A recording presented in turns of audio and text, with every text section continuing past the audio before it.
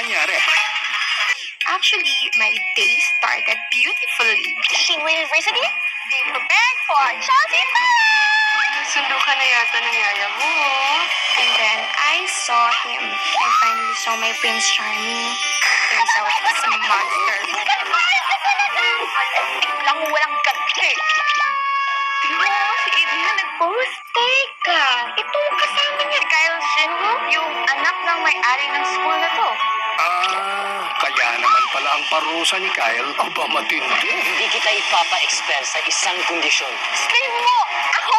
100 days! May chance kaya na ang alipin Ay, Shannon! maging reyna sa puso ni kamahalan. Kyle?